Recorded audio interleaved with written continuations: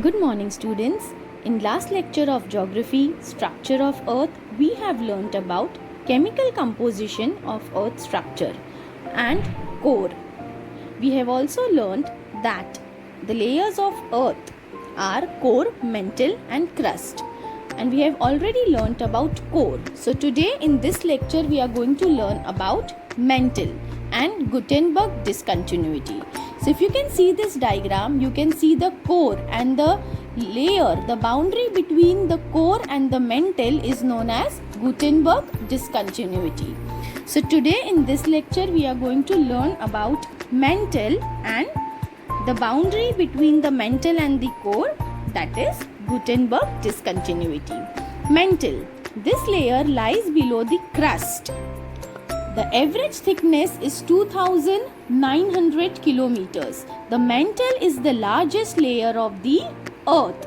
The mantle is divided into two parts, the upper mantle and lower mantle. Now we will learn about upper mantle. Upper mantle extends from Moho discontinuity to a depth of 700 kilometer. Now what is Mohoric discontinuity? The discontinuity, the boundary between the crust and the mantle was discovered by Mohoric.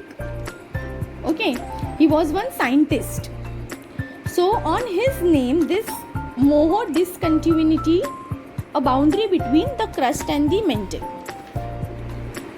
So the upper mantle extends from Moho discontinuity to a depth of 700 kilometers. It is cooler and made up of solid rocks. The lower mantle extends from 700 kilometers to 2900 kilometers. Lower mantle is hotter and denser than the upper mantle. At the depth of around 100 to 400 kilometers, the mantle is partially molten stage. Molten stage means like a curd, not in the solid state also and not in the liquid state also. So how is the structure of curd? Right, not in solid state also, not in liquid state also. So somewhere molten. So this molten stage of mantle is known as asthenosphere. Lower mantle is solid due to high pressure. As the pressure increases towards the interior of the earth, the density also increases. Mark it, very important. As the pressure increases towards the interior, the density also increases. Gutenberg discontinuity. The seismic velocity discontinuity between the earth's mantle and the core, or the boundary between the mantle and the core, is Gutenberg discontinuity. The boundary is at the depth of about 2900 kilometers.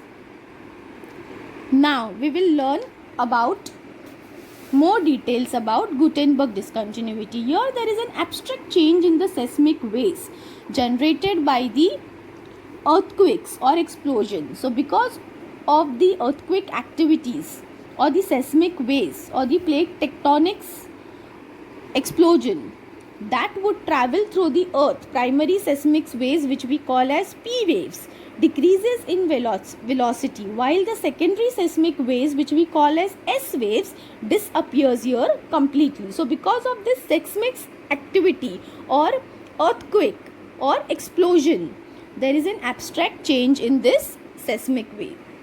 It is a dense, probably due to a greater percentage of iron in it. Now we will learn characteristics of Gutenberg. It begins at the depth of 2900 kilometer. Here there is an abstract change in the seismic waves. As I told you, primary seismic waves which we call as P waves decreases in velocity. Secondary seismic waves which we call as S waves disappears completely. And it is dense, probably due to greater percentage of iron in it. Now we will learn about characteristics of mantle. The layer lying below the crust, its average thickness is 2900 kilometers, is mantle. Mantle is divided into two parts, upper mantle and lower mantle. Upper mantle extends from Moho discontinuity to the depth of 700 kilometers. It is cooler and made of rock, solid rocks. The lower mantle extends from 700 kilometers to 2900 kilometers, and lower mantle is hotter, has high pressure, and it's in semi-molten stage or semi-molten rock like a curd. Remember the example of curd. Due to the contact with the core, it is in the mantle stage. Now question time. Temperature starts rising gradually towards the interior of the earth. Give reason. Because the heat given out of the earth comes from the radioactive element deep inside the earth. This is the answer.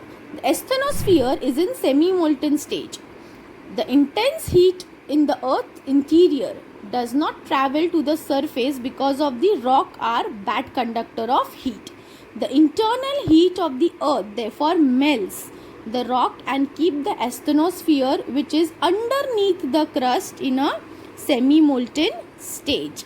So today we have learnt about the earth's mantle, and last lecture we have learnt about inner and outer core. Next lecture we will learn about crust. Thank you.